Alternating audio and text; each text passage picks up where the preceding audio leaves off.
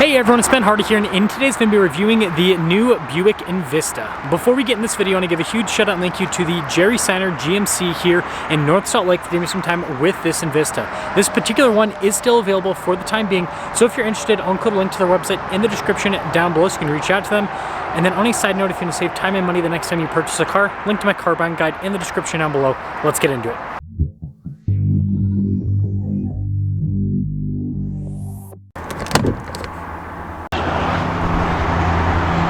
Under the hood, we have a turbocharged 1.2 liter 3-cylinder that goes through a 6-speed automatic transmission. Fuel economy is 28 around town and then 32 on the highway, with power outputs being 137 horsepower and then 162 pound-feet of torque. Now, before we move forward with this review, I do want to mention, if you want to see more videos just like this, then I recommend you subscribe because I post content every single day. So starting with the hood, you can see this color. It's called Sunrise Red Metallic. It's a really cool paint job. Looks more orange than red to me personally, but maybe I'm just colorblind. Anyways, really distinctive body lines there, and I love the light design. Now, it is a split light design. You can see the actual headlight down below, and then we've got a little ST badge there. And putting it all together, for an affordable car, this has a really cool look. Now, around the side here, our tire wheel setup is 245, 45, 19 on the front and over in the rear. And you can see here with the wheels completely blacked out. And then you've got the painted fender flares and then the rest of the trim there. It's also blacked out. Same thing with the mirror caps. And so it gives this car a really cool contrast. And also the design with this, how it's kind of like tapered off towards the end, makes it look really sleek. Now, taking a look at the key fob, we have our lock and unlock function. We got the opening here for the hatch, remote start as well. And yes, the hatch has power for those of you that are wondering. Anyways, storage space here in the back is actually really solid, again, for a smaller sized vehicle. And then you have a cargo cover built in from the factory as well. When you're all done, just press this button and that will lower the hatch right back down. Really sharp taillight design. I like how it wraps around, and then you can see all the badging here. Got the parking sensors down below. And putting it all together, let me guys think about the looks here with the Envista. Now, popping inside, we got soft touch trim here, and I like the blue stitching, and then you got a little bit of storage down below. And then you can see here with the seats, again, soft touch, more of that blue stitching as well. Now, space here in the rear is really good for, again, a smaller sized vehicle, like great legroom. Got a little bit of storage there, some USBs up top, and then headroom back here. It's also, yeah, it's good. Now, taking a look at the door panel here up front, you can see again with all the blue stitching that goes across. Got all of our window controls here, mirror adjustments, and then the mirrors do have blind spot monitoring. Cool with the ST logo there, and then again, look at all of the blue stitching and piping down the seat, power adjustments on the side, light controls here, and then you can see soft touch on the dash.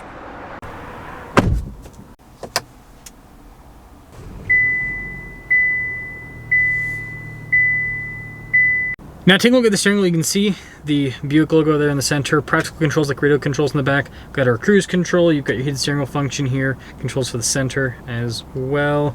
And then you can see here with the stocks on the back. Digital gauge cluster here in the center, which I think looks really cool. You can use it to see different bits of information on the vehicle. Pretty standard stuff.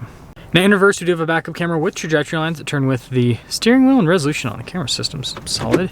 As for the rest of the infotainment system, you have a shortcut bar here on the side. And I would say that, you know, overall response time with this, I mean, it's pretty much as quick as it gets with modern infotainment systems. You do have Android Auto and Apple CarPlay as well, and then I like how you have the physical volume control. And then again, you can see with the trim on the dash, and then look at the blue stitching down below. And then we have our single zone climate control, and you can see with the heated seats. And then we've got a charging area here with the wireless phone charging pad. And then notice the auto stop start there and the lane departure. Pretty cool. Some cup holders, got your parking brake there. And then you can see with the center console, good storage inside. Nice trim on the top here as well. Now, this is the coolest part, so Sport Touring, and after all options, this sticker's for $29,215, under $30,000 for this thing. Let's sum things up.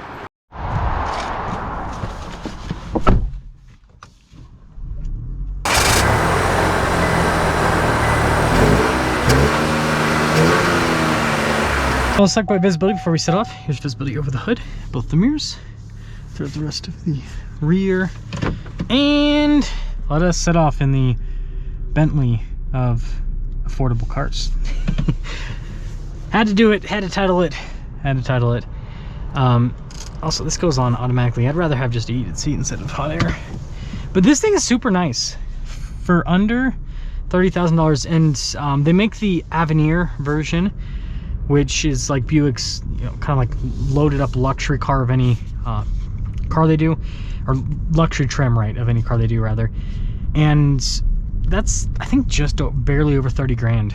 So yeah, just really affordable when it comes to the pricing on this compared to modern cars. I mean, if you don't know, the average used car is like $26,000, average new car is like $47,000. So it's just a lot less expensive than the average brand new car. And it drives pretty dang well. This is kind of a bumpy, beat up road, and the suspension's handling it fine. And with this, you know, you hear 1.2 liter 3-cylinder and you're like, man, this is not gonna have any power. Does not feel like it struggles whatsoever. Let's get a little acceleration here. It's pretty quick. Again, it's not that big of a car. It really is not that big of a car, and so it's pretty dang quick with the acceleration. And you know, being turbocharged at higher elevation here, it also just does well because of that. So I've had a chance to drive one of these in the past, so I don't really need to do too long of a drive. I'm pretty familiar with the car, and I've also reviewed the Trax, which is the sibling vehicle with this. So I guess you know, this and the Trax, some people might wonder, this just seems like a nicer vehicle inside. It's a little bit more luxury, and then I think the exterior styling on the Buick looks kind of cooler. But you can let me know if you don't agree with me on that. And so that's that compared to the Trax. But yeah, overall, I mean, this is just a nice car. It's literally, again, it's under $30,000, and it is, yeah, I don't have anything bad to say about it. It's got a nice interior, it drives well, it's got solid features, and I mean, what more could you ask for? So I think that GM offering this with the, you know, Envista, and then also offering the new Chevy Trax, I think they've done the people justice by still offering affordable cars. But they're not, it's not just like a crappy, cheap, affordable car. Like, this is nice. This is a nice vehicle, and it looks cool with the, especially the color. So many guys think about the Envista, but this definitely is the Bentley of affordable cars.